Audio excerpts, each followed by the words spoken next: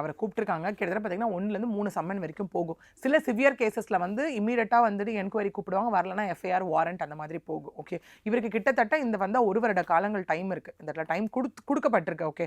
அதெல்லாம் இல்லன்னும்போது தான் இப்ப வந்து இவர தேடும் படலம் அளவுக்கு தனிப்படை வரைக்கும் அமைச்சிருக்காங்க. ஏன்னு பார்த்தீங்கன்னா, லாஸ்ட் மந்த் நான் சொன்னேன் இல்லையா? வரைக்கும் ஹி வாஸ் லைக் ரொம்ப ஃப்ரீயா சுத்திட்டு இருந்திருக்காரு. ஏன்னா மார்ச் 21 அவர் அப்ஸ்கேண்டு. அவரோட இன்ஸ்டாகிராம் அஃபிஷியல் பேஜ் போனீங்கன்னா, ஜான் ஜெபராஜ் அஃபிஷியல் அந்த பேஜுக்கு போனீங்கன்னா, மார்ச் 31 சென்னையில ஒரு கான்சர்ட் நடக்கிறதா போடப்பட்டிருக்கு ஒரு போஸ்ட். எங்க பாருங்க மத போதகம் சம்பந்தமா எங்க கான்சர்ட் வரைக்கும் கொண்டு வந்துட்டாங்க பாருங்க விஷயத்த.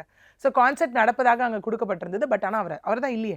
அப்ஸ்கண்ட் ஆயிட்டார் இல்லையா அந்த இடத்துல. ஸோ இப்ப பார்த்தோம் அப்படின்னா தனிப்படை அமைக்கப்பட்டு அதாவது பெங்களூர், கேரளா, கன்னியாகுமரி, செங்கோட்டை, தென்காசி இந்த பகுதிகள் எல்லாமே ரொம்ப தீவிர தேடுதல் வேட்டை நடந்துட்டு இருக்கு. ஏன்னா அவரோட சொந்த ஊர் வந்துட்டு பார்த்தீங்கன்னா திருநெல்வேலி. ஓகே. அது மட்டும் இல்லாமல் இவர் தமிழ்நாடு மட்டும் இல்ல, கர்நாடகா, கேரளா அண்டை மாநிலங்கள்லயும் போயிட்டு இந்த மாதிரி கான்சர்ட் நடத்தக்கூடியவர்.